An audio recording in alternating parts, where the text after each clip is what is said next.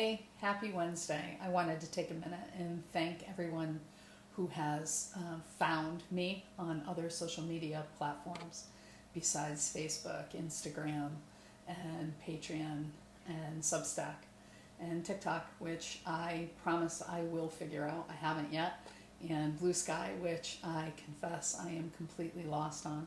I'm not entirely sure what's going on. Threads, which I never really updated. It just went from my Facebook to Threads. So I'm really trying to navigate a foreign landscape to me without having Facebook, which is where the bulk of people I interacted with and my following of readers existed. So hopefully at some point in the future they will restore my account, but there's no guarantee of that.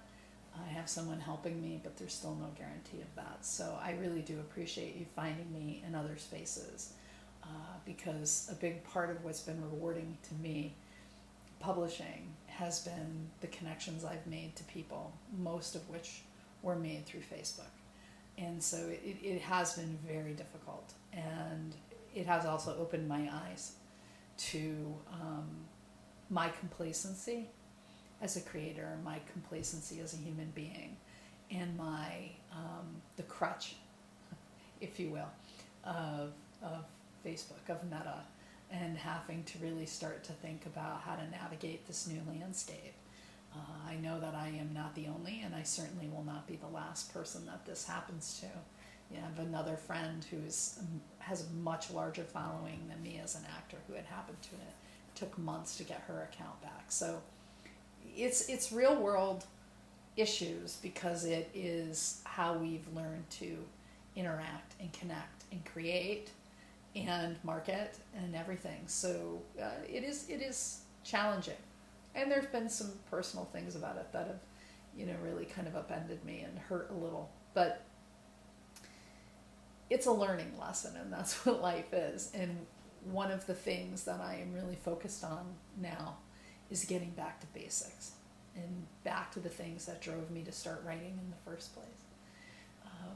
The issues that mean something to me, the fact that I really believe strongly in representation of everyone, and that life is reciprocal and about relationships, and that includes how media, whether that's social media or creative media or news media, influences our culture and our politics the same as our politics and our culture inform our media.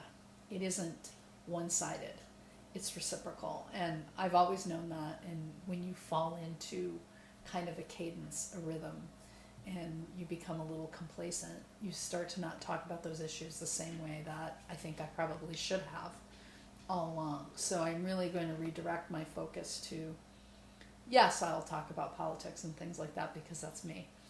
I write a political thriller, and I write probably my most popular character is the president, right? So I'm certainly going to talk about politics at times, but also to really talk about what role we play as individual creators, whatever we're creating, in shaping the society that we live in the future that we want. So I'm really going to get back to that and hopefully develop a podcast for Substack, which has been on my mind, and start reaching out to some creators about that probably later this month, because I'm trying to wrap some projects right now. But I wanted to say that it's really important that we engage, and I'm not saying this simply because I don't have Facebook. Diversifying the spaces in which we engage, I think, is really important, because we all know what happens when Facebook goes down for a half an hour or the internet goes down for a half an hour. People get very anxious and they want to know when it's going to be back up. It's become more central to most people's lives than I think they realize. And even if they're only on it a little bit, my wife has never been a big Facebook person, but I notice how much she's actually on her phone now that I don't have the ability to do that, right? And so it really has changed the way we engage, and I think we need to think about that, and we need to think about carving out spaces and ways in which to talk so that we get back to these basics. The fact of the matter is there is a lot of suppression of voices right now in a myriad of ways, and we are in some ways suppressing ourselves by staying in our silos. And with the push, which you see happening at the Smithsonian, some things I've shared that I found out, like you can't use the word lesbian in A+ content on Amazon. We're being pushed back into corners, and that is deeply concerning to me.